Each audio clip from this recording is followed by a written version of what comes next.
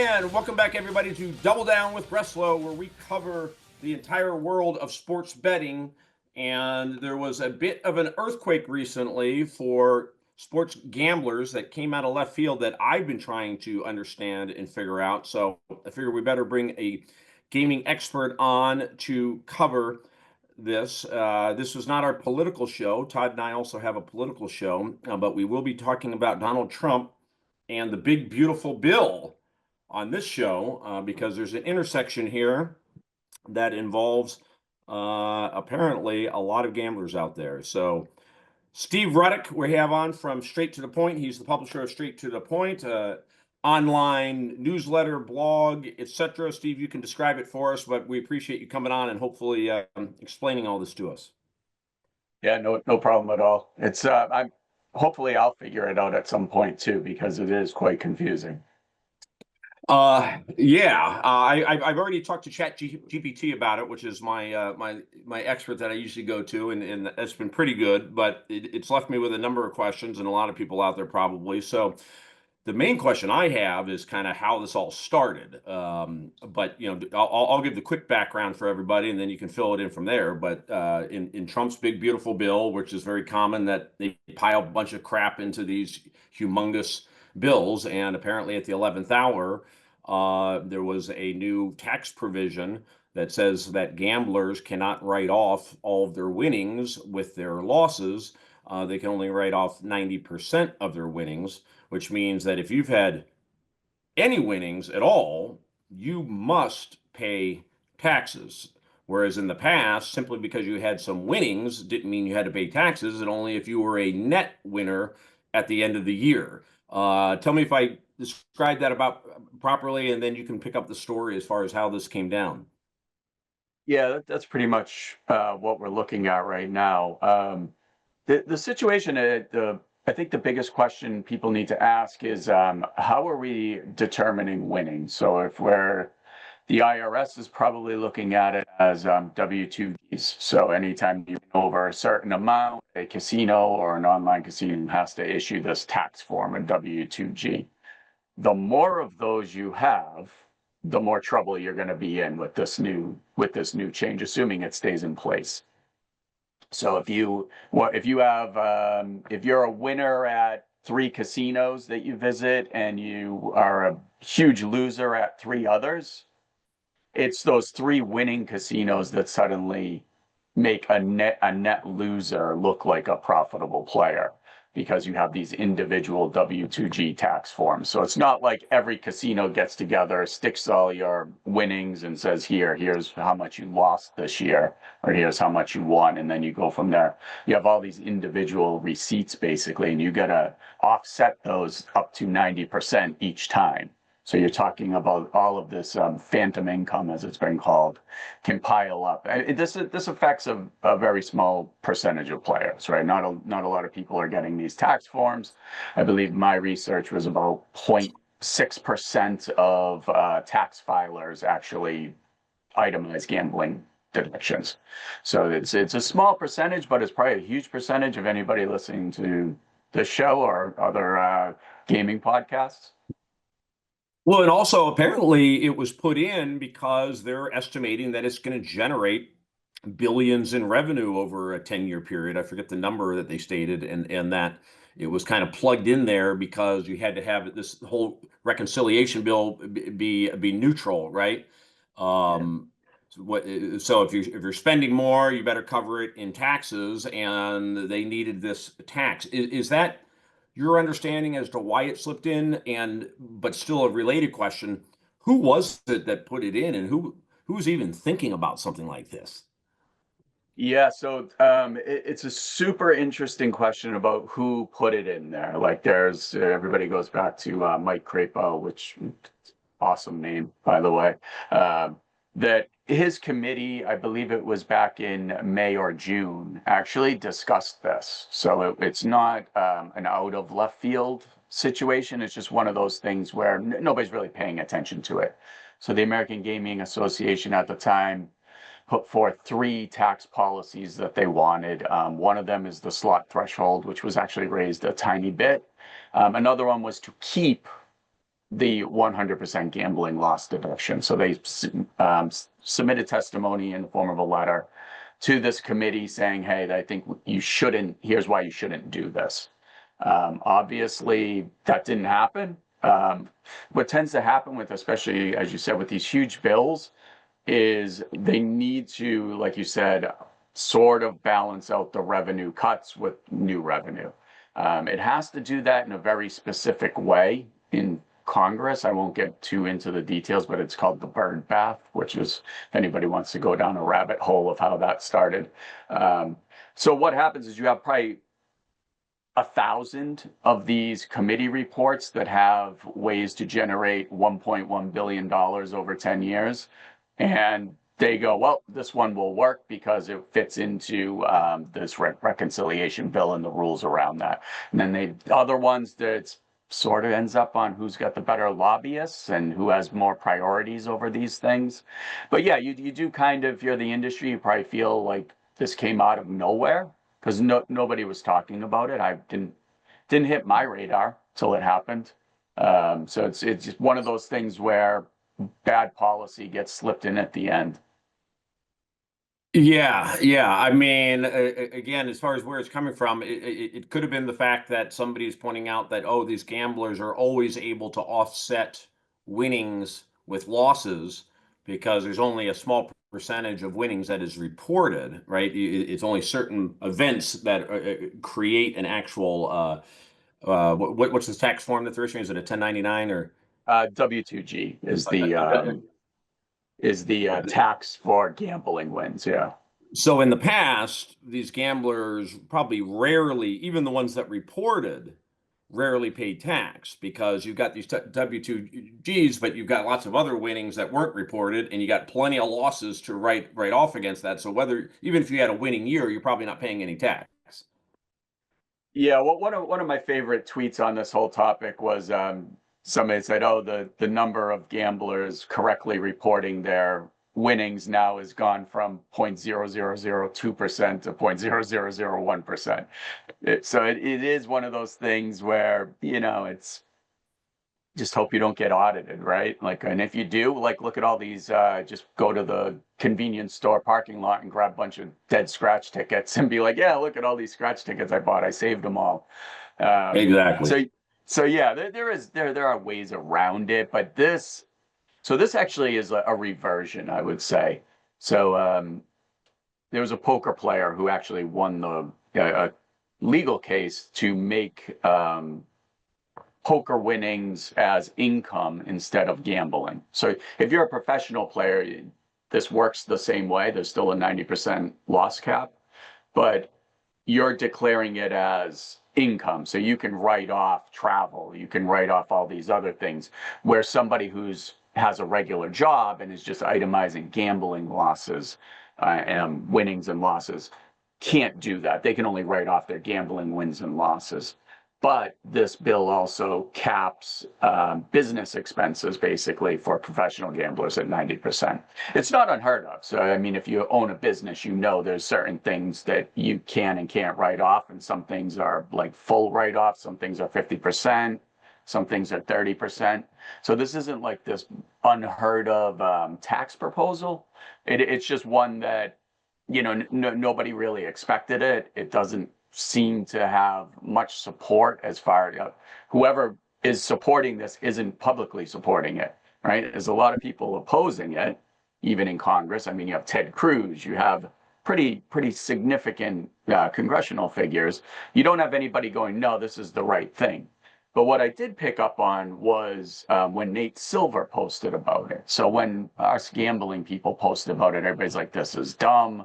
I can't believe that they're doing this bad policy. Nate Silver posted about it, and a lot of people are responding to him who aren't in the gambling sphere, and they're like, why are we writing off or why are we subsidizing gamblers? So they're seeing it as this isn't income at all. This is just, it would be like me writing off the TV I bought to them, right? So it's one of those things where the general public isn't going to have much of a outcry about it. So it's a policy that a lot of lawmakers are like, yeah, it's gonna piss off a few gamblers, but so what? Yeah, we're going to see how strong the AGA is and the Nevada gaming interests, etc. I don't know if the big boys FanDuel and DraftKings are weighing in on it. I noticed that this did not seem to affect their stock price. You would have thought that, oh my gosh, if all of a sudden gamblers now are going to be paying all these taxes, that's going to impact the industry. But I guess you're not seeing it as something that's going to affect the online casinos and online sports gaming companies.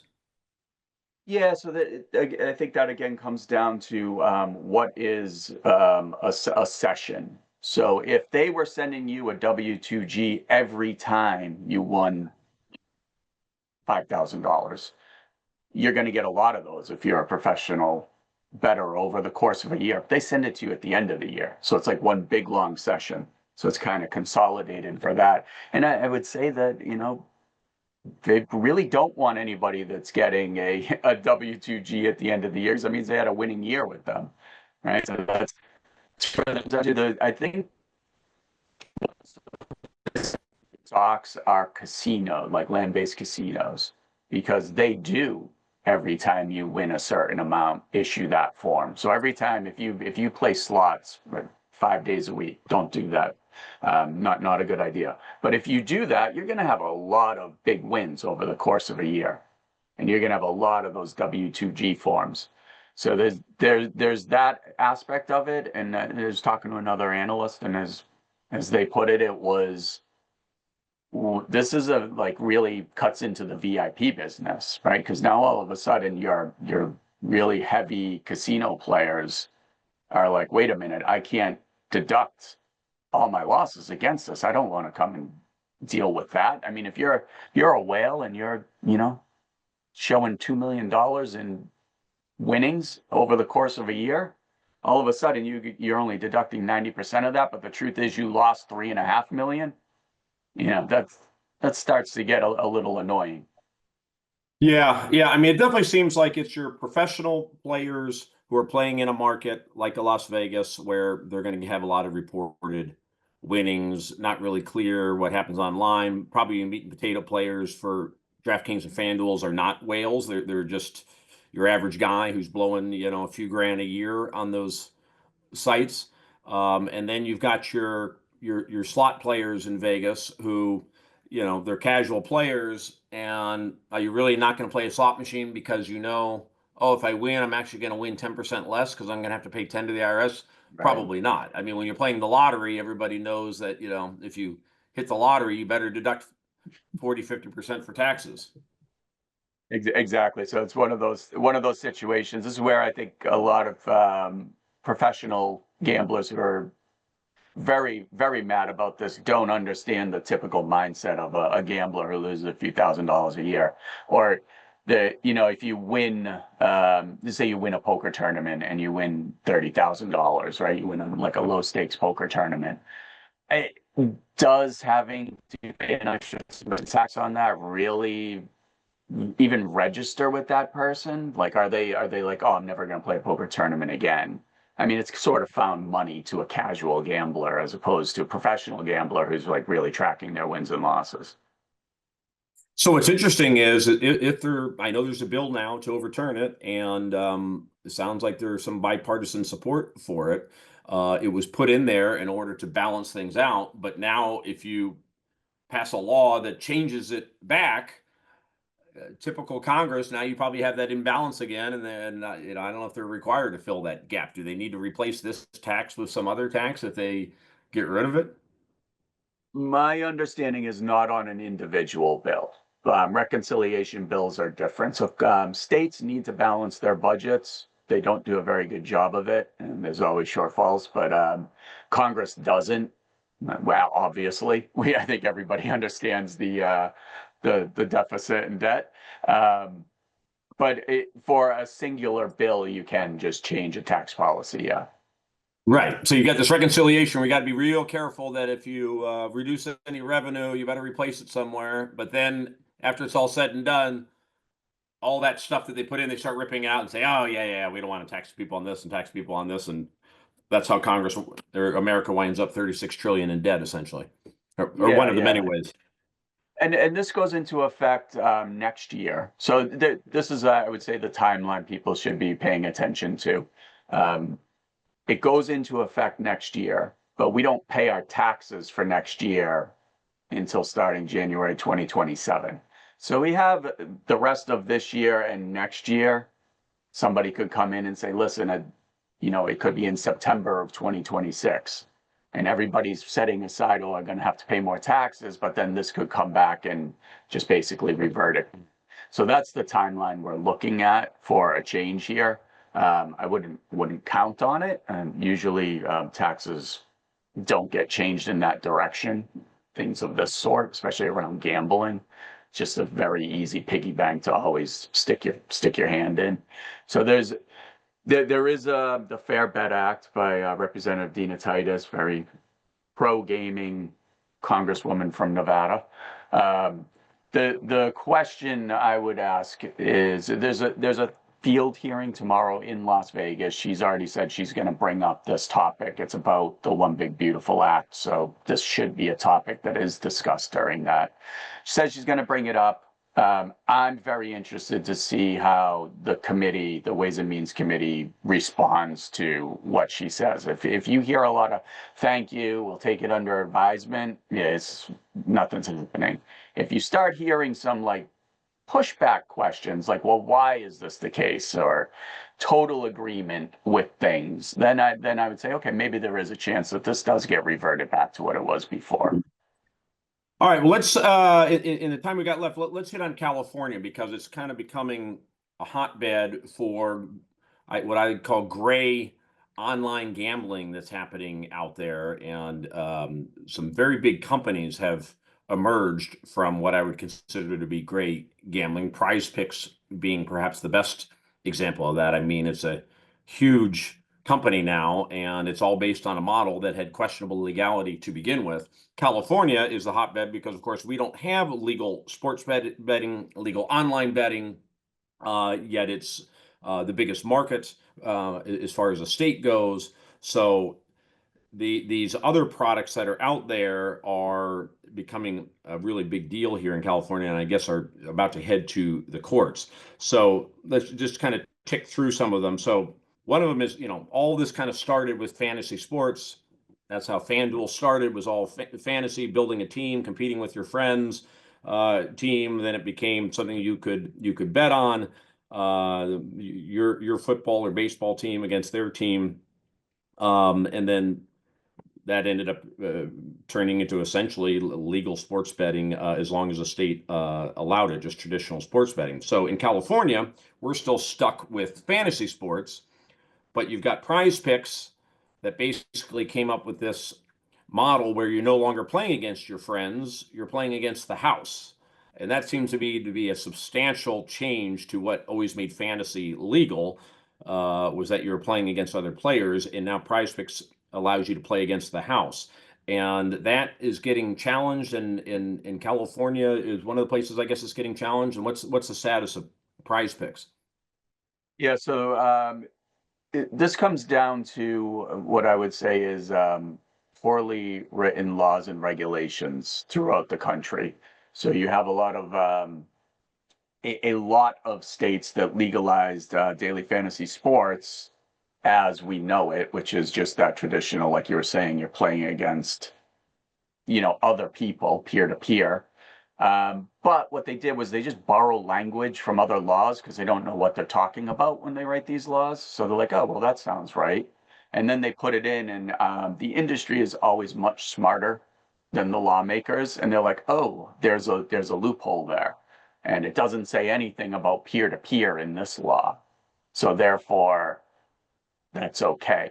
So PrizePicks, Underdog, and to your point, I mean, you're talking about unicorn companies now, right? These are serious players in the space. They've been offering against the house fantasy sports, basically. In California, the Attorney General's office recently had a negative opinion on fantasy sports after, I don't know, 10 years of people asking them to produce one. Someone finally did. And what happened was PrizePicks and Underdog pulled their against the house versions of their games and started offering peer-to-peer versions of the same thing. So that's kind of where California is now. The Attorney General said he plans on enforcing it, and he didn't make a distinction between against the house and peer-to-peer. So we'll see how that goes if he actually does try to enforce his opinion. So let me ask something. If his issue doesn't, his opinion doesn't hinge on whether it's peer to peer versus betting against the house, then what is his problem with PrizePicks and their fantasy sports? So If he it's not thinks that, all of it is illegal. He considers anything daily fantasy sports illegal. anything Um, daily, that's the yeah, key. The yeah. season So long, the NFL ones that everybody participates in, he's cool with that, even if you're betting on it. But placing a bet on what's essentially a single game is what he's saying is not permitted. yeah, and so there's a lot of like it doesn't explicitly say that in the opinion. So a lot of people will be like, "Oh, you're actually banning," but it all comes down with everything of this sort. You talk about sweepstakes, it's the same thing. Like they'll say, "Oh, if you pass an anti-sweepstakes gaming bill, you're actually banning Marriott's rewards sweepstakes that they offer." Well, it all comes down to enforcement. Like anything, there are plenty of laws that locales do not enforce. So are you really in jeopardy if you offer that? It's kind of an unwritten rule that this is not a law that's going to be enforced. Like tomorrow, if every local police station started enforcing the speed limit, there'd be a lot of people pulled over on the side of the road, right? We have a general understanding that if it's 35, you can go 45. That's where that stuff comes in. Right, but PrizePicks is a big company, and they need to be very careful as to what they do. They're on everybody's radar at this point. So if you're saying that this opinion pretty much interprets California law, that fantasy is a season-long game and not daily, right? That's basically what this opinion is saying. Yes. So are they going to go after PrizePicks if PrizePicks continues to offer daily? If I was gonna bet on sorry, trade on this on a prediction Yeah. market site, I would say no. Prize Picks and some other companies, they've won lawsuits on this, like what is daily fantasy sports. I don't think there's any question about like peer to peer and that. And California has a very, it kind of comes down to how a state interprets gambling, like what is prize consideration and then how much skill is involved in the game. Is Yeah. it gambling or not? So, I I always mean, thought that the weakness for PrizePicks was the fact that it was against the house, not the daily element. And it looks like PrizePicks looks at it the same way because their reaction is to change that part. And they don't seem to be in fear of, getting hit on the daily part. So my next yeah. question is it your understanding that PrizePicks has implemented this nationwide or just in California? The fact that it's now peer to peer. Um, they offer this pretty much everywhere. Some states they do offer both. Some states are just I don't quote me on this one, anyone, but I believe there might be some states where they don't have the peer-to-peer version of their game there. Um, but some states are fine with it. So you have to. It's the U.S. Every state's gambling laws are so different. So they switched it in New York. New York's now cool with their peer-to-peer version. They did the same in Florida. I don't think Florida's ruled on it. They, I believe, won a case in Illinois about this, so they're offering peer-to-peer there. So there's a lot of I believe if California actually tries to enforce this, it will just end up in the courts. And I don't think the AG really wants to go through that type of costly lawsuit over daily fantasy sports. Yeah. So PrizePicks I'm personally familiar with because I actually have a PrizePicks account and every once in a while I'll place a wager on there in California. That's one of the few places we can legally do it, at least legal for now. So I just bet on the British Open, and it's very simple. I took two different players over under on the number of strokes that they would have in the last round of the tournament. So as far as I could tell, it wasn't peer to peer. This is just I just did this like a week ago, but I don't know. Maybe they figured out a way to do it where I don't realize that it actually is peer to peer. But it would seem to me if that's peer to peer, they would have had to match me up with somebody. I took the under on strokes for these two different golfers. Would they have had to match me up with somebody that took the over on that? And I don't know how they do that. And not seeing it, I don't know. I don't know if they match you up. Prediction markets use a market maker when somebody's not on the other side of the bet. So somebody's got to be on the other side of the bet, and I would I would guess that maybe there's a argument that as long as it's not prize picks, that it's peer to peer. I mean, that's how I would look at that. I don't know the specifics of your case. I don't know if maybe they did match you up with another player or how that So works. wait, what you're suggesting is a market maker at that's working with prize picks. In other words, they work with some third party that's just saying, hey, look, I'll take the other side of all the action. That is something that could happen. So you're in California, so I don't know if you're familiar with the third party player dealers at card rooms who Yeah. rotate the deal. So you kind of have basically a similar type situation. Again, I don't know if that's the case of what they're doing though. Yeah, well, I hadn't thought about that, but that's very interesting. That would be a pretty lucrative business to be in, to be the third party booking all the action. Um, then you got to figure out how does Prize Picks make their money because the only reason to take the other side of the action is if you get to essentially be the house. Prize Picks is a very profitable model for them. A typical two team parlay, typically pays 2.6 to 1, and they're paying 2 to 1. So they're paying significantly lower than a typical two-team parlay, even though that bet on two golfers, that's a two-team parlay. It's a very simple Las Vegas bet. I bet, over under on two different golfers. That's a basic Las Vegas two-team parlay, even though PrizePicks has been getting away with calling it fantasy sports. It's all in the language now. That's what I've learned over the past I don't know, 8 years. If you just call it something different, everybody has to go along with you, right? You don't. Yeah. One of my favorite tweets on this of all time was Chris Grove, when one of the I believe it was one of the FanDuel or DraftKings founders said something about I this is what I see is going to happen, and he said I entry fee you do, because they just wouldn't use the term bet at that point.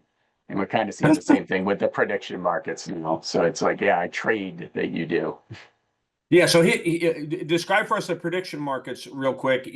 How big are they, and what is their model?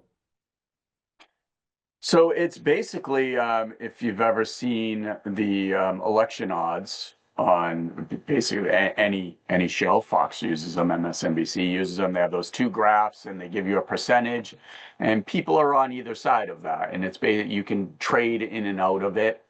So they've started doing that. Kalshi has anyway started doing that for sports contracts, where they offer it's basically a binary choice. Will Team X win the game? Yes, no. There's a price on each one. Again, it's supposed to be from a pool of people, but there are market makers when there isn't somebody on the other side of the bet. So it's basically it's a roundabout way to sports bet in all 50 states, because they are CFTC regulated and licensed. So until the CFTC says stop doing that, which the CFTC is not going to do under Which is current commodities terms. trading, right? Yeah. So it's basically like any swap, anything that you can think of. What But in was commodities, I thought in commodities trading, you actually do own corn and you're trading corn contracts. Isn't that right? you're hedging against the price of corn. So it started off as if you were a farmer and you were worried about your crop prices, you could then hedge against those on these CFTC markets, right? So you could say, if you were a gambler and you were worried about this loss deduction cap, you could bet that, or trade on one of these platforms saying, I do not think this will be overturned. So you're hedging your bet that, oh, well, if it's not overturned, I have the winning bet on that side. So it's almost like a hedge. That's how they were designed. What you have now is just this Pandora's box of options where it's sports betting, just, in the Bugs Bunny cartoon sheep's clothing. Yeah. Well, that's the next one we'll be watching, because that's an interesting one, because sports betting is all about predicting who's going to win, and it's just funny that you call it prediction and now suddenly we can find a way to make it legal. But that's the grave gaming business. We'll have to cut it there, Steve. Not just because we're out of time, but because I hear my 4-year-old going nuts and my dog barking in the other room. So I got to go hit that. Steve Ruddock, publisher of Straight to the Point. Thanks for coming on and sharing your expert analysis. Anytime. Appreciate you. All right. And where can people find you? You can find me on X, on Twitter, at Steve Ruddock, or straighttothepoint.substack.com. Okay, awesome. And thank you all for watching and listening to another great episode of Double Down with Breslo. We'll be back soon with more. Take care, everyone.